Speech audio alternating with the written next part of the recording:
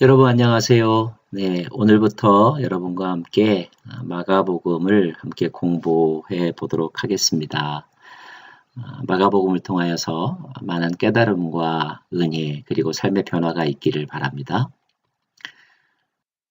먼저 마가복음은 그 정확한 헬라어 명칭은 카타마르콘 이런 말인데 영어로 의하면 according to Mark, 마가에 의한 이런 뜻입니다. 마태복음은 마태에 의한, 요한복음은 요한에 의한 이렇게 사실은 풀어서 설명할 수 있고요. 그렇다면 이것은 마가가 전하는 복음서다 이렇게 우리가 이해하시면 될 것 같습니다. 마가가 전한 복음이므로 이 마가복음의 저자는 마가가 맞고요. 그런데 성경에 보면 마가라고도 하는 요한이라는 표현이 사도행전에 나오죠. 그래서 합쳐가지고 마가 요한 이렇게 말하기도 합니다. 어떤 의미일까요? 예, 당시에 사람들은 되게 두 가지 이름을 가지고 있었습니다. 하나는 히브리식 이름이고요. 또 하나는 당시 세계 공용어였던 로마식 이름입니다. 사울, 바울도 마찬가지죠. 사울은 원래 히브리식 이름이고 바울은 로마식 이름이죠. 자, 마가 요한 그렇습니다. 마가는 로마식 이름이고 요한은 히브리식 이름입니다. 자, 마가가 성경 몇 곳에 등장하는데요. 먼저 복음서에 등장하는 마가를 보면 마가복음 하니까 물론 복음서의 기록자이겠죠. 그런데 마가복음에는 정작 자신의 이름이 직접적으로 등장하지는 않습니다. 다만 마가복음 14장 51절에 보면 이런 장면이 나옵니다. 한 청년이 벗은 몸에 배에 혼니부를 두르고 예수를 따라가다가 무리에게 잡힘에 배에 혼니부를 버리고 벗은 몸으로 도망하니라 그랬습니다. 예수님이 체포될 당시에 그곳에 무슨 일이 있나 하여 나왔다가 무리들로부터 잡히게 되자 도망쳤던 한 사람을 이렇게 기록하고 있는데 이 사람이 과연 누구일까? 그런 이제 궁금함이 생기죠. 그런데 우리가 성경을 읽다 보면 요한복음에도 마찬가지이고요. 또 마가복음에도 마찬가지인데 정작 그 책을 기록한 당사자는 자기의 신분을 명확하게 드러내지 않고 그냥 마치 제3자적인 그런 관점에서 제3자인 것처럼 그렇게 살짝 등장시키는 예가 있습니다. 요한복음에도 보면 주께서 사랑하시는 제자가 라고 되어 있죠. 학자들은 그 사람이 바로 요한복음을 기록한 사도 요한이라고 추정합니다. 마찬가지로 오늘 이 본문에 나오는 이 한 청년이 바로 마가라고 그렇게 학자들은 추측합니다. 자, 그러면 마가가 자기 이야기를 왜 여기 썼을까요? 게다가 이 모습은 예수님 앞에서 도망가는 부끄러운 모습이지요. 네, 마가가 일종의 참회의 마음으로 자기의 잘못을 이렇게 표현함으로써 예수님에 대해서 용서를 구하는 그런 마음이 들어가 있지 않나 그렇게 해석을 합니다. 사도행전에도 마가가 등장합니다. 사도행전에 등장하는 마가는 마리아의 아들입니다. 우리가 흔히 마가다락방 이렇게 말하는데 정확하게 표현하면 마가의 어머니 마리아의 다락방이라고 볼 수가 있죠. 그의 어머니가 꽤 부유했던 사람인 것 같습니다. 그리고 사도행전의 마가는 사도 바울의 1차 전도 여행 중에서 바울과 바나바와 함께 동행하죠. 그러다가 키프로스 섬 전도를 마치고 버가로 갈 때에 중간에서 되돌아가게 됩니다. 이 일로 인하여서 2차 전도여행 때 바울과 바나바 사이에 분쟁의 씨앗이 되었던 사람이 바로 마가죠. 결국 바울과 바나바는 이때 서로 갈라서게 되고 바울은 신라와 함께 2차 전도여행을 떠나고 마가는 바나바와 함께 구브로 섬, 키프로스 섬에 가서 전도한 것으로 기록되어 있습니다. 그런데 이 마가가 다시 한번 등장합니다. 그것은 바울 서신에서인데요. 바울 서신의 거의 바울의 유언서라고 할 수 있는 디모데 후서에 보면 바울이 마가를 데려오라라고 하는 말을 합니다. 그리고 그 마가를 나의 일에 유익한 자라고 이렇게 표현하는 장면이 나오죠. 빌레몬서에서도 바울은 마가가 나의 동역자라고 이렇게 말합니다. 바울 서신뿐만이 아니라 베드로의 서신인 베드로 전서에도 마가가 등장하는데 거기에서 베드로는 마가를 일컬어서 내 아들이라고 말합니다. 물론 여기서 아들이라고 하는 것은 혈연적인 의미의 아들이라기보다는 영적인 아들의 의미겠죠. 자, 바울은 마가를 나의 동역자라고 불렀고 베드로는 마가를 내 아들이라고 불렀습니다. 그래서 학자들은 마가를 베드로의 제자로 봅니다. 베드로가 예수님의 제자이므로 마가는 예수님의 제자의 제자인 셈이죠. 그리고 디모데를 바울의 제자로 본다는 것 여러분이 기억하시면 좋겠습니다. 자, 마가복음의 기록은 어느 사건과 시대를 배경으로 할까요? 네로라고 하는 황제를 많이 들어보셨죠? 네로에 의하여서 로마 대화재가 난 다음에 기독교에 대한 박해가 본격적으로 시작이 되었습니다. 로마 제국하에서 네로는 기독교를 박해한 최초의 황제가 되죠. 그래서 그 이후로 네로는 박해 대명사처럼 이렇게 사람들에게 불려집니다. 그 박해 증가로 인하여서 사도들이 체포당하거나 순교당하게 됩니다. 전에 내려오는 이야기에 의하면 사도 바울과 베드로도 바로 그때 AD 65년에서 67년 경쯤에 네로에 의하여 체포되고 그리고 순교당하게 되죠. 이렇게 순교당하는 사람도 있었지만 그러나 그 억압과 박해를 피할 수 없어서 또는 두려워서 배교하는 사람들도 있었고 또 그 지역을 피하여서 도망가는 사람들도 있었습니다. 그런 시기에 기독교는 큰 위기 가운데 처하게 되었고 그리고 기독교인들의 숫자나 기독교의 증가세는 멈추거나 또는 이제 줄어들게 되었죠. 바로 그때에 로마에서 기록된 책을 이제 마가복음이라고 봅니다. 그러면 마가는 왜 복음서를 기록했을까요? 마가복음에 보면 히브리어를 로마의 언어로 번역한 그런 부분이 나오고요.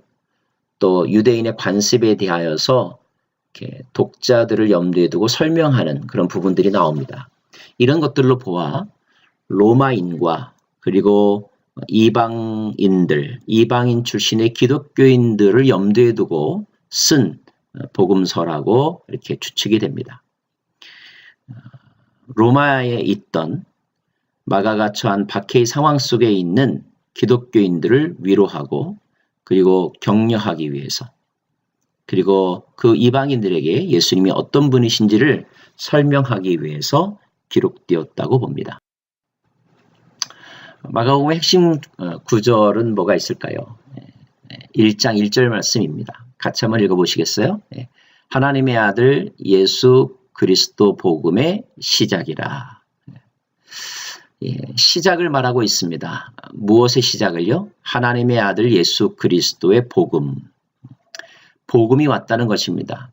근데 그 복음은 누가 전한 또 누구에 관한 것이냐 하면 예수에 관한 것인데 그 예수는 하나님의 아들이시며 그리스도라고 마가복음은 이렇게 서론으로 선포하면서 시작하고 있습니다. 마치 태초에 천지를 창조하시니라 창세기 1장 1절 말씀이 창세기 전체를 포괄하는 주제의 말씀인 것처럼 마가복음 1장 1절은 마가복음의 핵심 주제이자 또 결론이기도 합니다.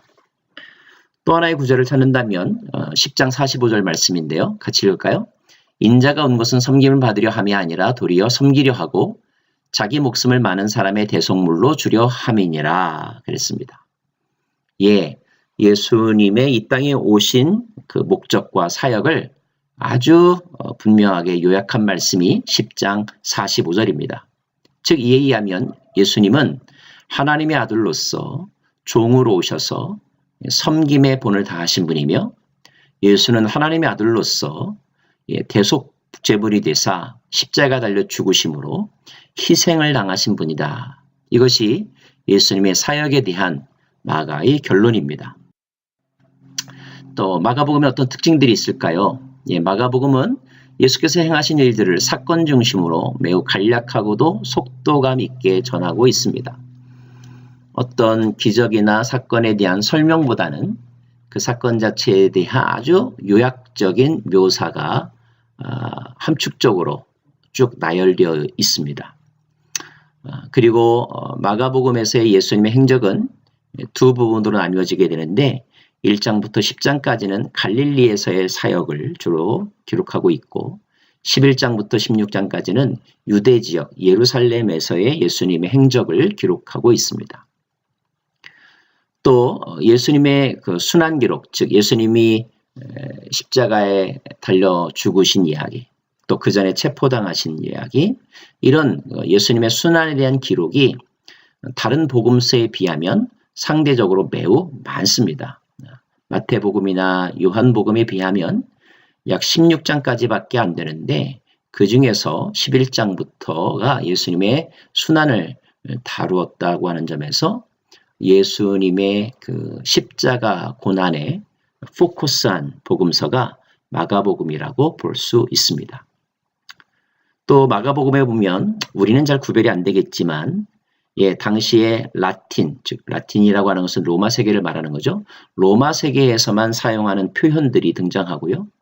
또 마가복음에 나오는 시간도 로마식의 시간입니다. 그래서 로마에서 기록한 것으로 보는 근거가 됩니다. 즉 다시 말하면 마가는 로마에 있는 성도들이 그들이 당하는 고난이 예수께서 이미 말씀하신 것이며 또 예수께서 당하신 것과 같은 것임을 그들에게 전달하면서 위로하고 또 성도들이 계속하여 제자의 삶을 살아갈 수 있도록 격려하는 것이 마가복음의 주된 내용이라고 볼 수가 있습니다. 마가복음에는 하나님의 아들, 그리스도, 인자, 그리고 하나님의 나라와 같은 표현들이 보시는 바와 같이 등장합니다. 자, 예수님의 행적을 마가복음에 의하여서 지도로 표현하면 보시는 바와 같습니다. 여러분이 이 지도는 이렇게 눈에 익혀두시고 늘 머릿속에 떠올리실 수 있었으면 좋겠는데요. 빨간 글씨는 글쎄요, 요즘에 행정구역으로 치면 미국으로 치면 스테이트명, 한국으로 치면은 도에 해당되는 그런 지역명입니다. 갈릴리도, 유대도, 사마리아도, 마치 강원도, 경상도, 전라도 하는 것처럼 말입니다. 그리고 이제 고딕체로 나와 있는 글씨는 지명입니다. 시티명이라고 볼 수가 있습니다. 고라신, 가버나움, 또 가나, 나사렛, 또 밑에 오면 엠마오, 예루살렘, 베들레헴과 같은 이런 곳들이 바로 시티명이죠. 자, 마가복음에는 예수님의 행적을 둘로 나뉘어서 갈릴리에서의 있었던 사역과 그리고 예루살렘에서 있었던 사역으로 크게 나눕니다. 물론 그 중간에 잠깐 그 주변 지역인 두로와 또 가이사랴 빌립보 또는 요단강가를 다녀오신 적이 있지만 주 중심 무대는 갈릴리와 유대입니다. 참고로 복음서들이 다 그러하지만 이것이 역사적인 기록은 아니기 때문에 엄밀한 역사책은 아니기 때문에 시간의 추이에 따라서 예수님의 행적이 기록된 것이 아니라는 것을 여러분 기억하셔야 됩니다. 대개 복음서의 기자들은 사건의 의미 중심으로 예수님에 관한 행적들을 모아놨습니다. 그러므로 예수님이 행하셨던 갈릴리에서 있었던 일들이 모두 다 한꺼번에 몰아서 1장부터 10장까지 기록되어 있다는 것을 여러분이 아셔야 되고요. 시간적인 배열은 마가복음보다는 차라리 누가복음이나 요한복음에 의하면 예수님께서 갈릴리에서 예루살렘으로 왔다가 다시 갈릴리로 가셨다가 또 왔다가 가셨다가 이렇게 시간적인 순서로 기록된 다른 복음서가 있다는 것을 여러분이 아시면 좋겠습니다. 즉 다시 말하면 마가가 전하고자 했던 것은 예수님이 어디에서 언제 이것이 주된 그 관심이 아니라 예수님이 갈릴리에서 하셨던 여러 가지 사건들이 있는데 그 사건들을 통하여 나타내시고자 하는 그분의 뜻이 무엇인지 또는 예루살렘과 유대에서 예수님이 어떤 일들을 겪으셨는지 사건의 의미 중심으로 성경을 기록했다는 것을 여러분이 기억하시면 좋겠습니다. 앞으로 함께 배울 마가복음에 대한 기대감이 저에겐 있는데요. 여러분도 함께 기대를 품으셨으면 좋겠고요. 마가복음은 최초의 복음서입니다. 마태, 마가, 누가, 요한복음. 우리 성경은 마태복음부터 제일 앞에 나오지만 기록의 시기로 보면 마가복음이 제일 먼저 기록되었다라고 이렇게 모든 학자들은 동의합니다. 자, 예수님에 관한 최초의 기록, 그것만으로도 큰 의미가 있겠죠. 그리고 우리는 마가가 왜 그런 기록을 남기려고 했을까? 이 책을 통하여 마가가 특별히 우리들에게 소개하고 싶은 예수님의 모습은 무엇일까? 이것들을 함께 살펴보는 것은 매우 흥분되고 또 의미 있는 일이라고 생각합니다. 귀한 깨달음과 또 즐거움이 저와 여러분 모두에게 있기를 간절히 바랍니다.